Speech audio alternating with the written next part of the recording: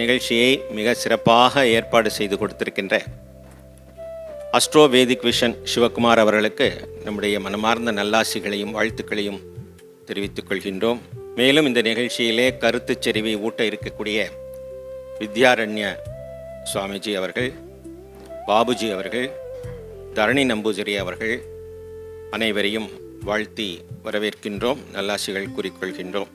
அடியேன் 1993ஆம் ஆண்டு நீலிக்கோணாம்பாளையம் எனும் ஒரு சின்ன சிற்றூரில், இப்போ அதுவும் பெரிய டவுன், அப்போது அது ஒரு சின்ன சிற்றூர், அங்கே ஒரு 10க்கு 10 ரூம் தான், அதுவே இல்லம், அதுவே ஜோதிட அலுவலகம்.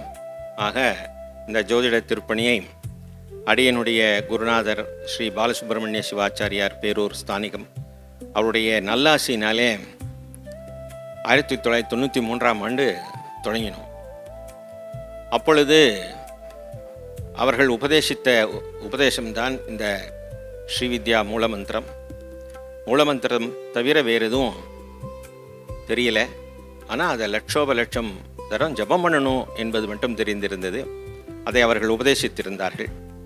அந்த வண்ணமாகவே அடியேன் 1,00,000 ஜபத்தை முடித்தவுடனே குருநாதரை சென்று அணுகி அவர்களை அழைத்த பொழுது அவர்கள் வந்து இந்த தசாம்ச ஹோமம் என்று சொல்லக்கூடிய ஹோமத்தை செய்து கொடுத்து இந்த ஜோதிட திருப்பணியை துவங்கி வைத்தார்கள். அந்த குருவினுடைய அனுகிரகம்தான் படிப்படியாக கணித ஜோதிடம், உளவியல் ஜோதிடம், மருத்துவ ஜோதிடம், பிரஷ்ன ஜோதிடம் போன்ற பற்பல கலைகளை கற்றுக்கொள்வதற்கும் அந்த ஆலோசனைகளை மக்களுக்கு சொல்கிறதுக்கும் ரொம்ப உதவியாக இருந்தது. நம்முடைய மன உறுதியையும் வைராகத்தையும் சோதிக்கக்கூடிய இறைவனாகத்தான் இருப்பான் என்று மீண்டும் முயற்சியோடு அந்த ஜோதிட திருப்பணியை தொடர்ந்து செய்ய ஆரம்பித்த உடனே கொஞ்ச நாளில் பார்த்தீங்கன்னா எங்கள் அம்மாஜி டோக்கன் போடுகின்ற நிலைக்கு வந்துட்டாங்க. ஒரு 30 பேர் காத்து கொண்டு இருப்பார்கள். மிக சீக்கிரத்தில் ஒரு 6 மாதத்திற்குள்ளேயே டோக்கன் போட்டு பார்க்க முடியாத ஆகிவிட்டது. அப்போது நமக்கு ஒரு சின்ன லலிதாம்பிகையினுடைய படம் கிடைச்சிது.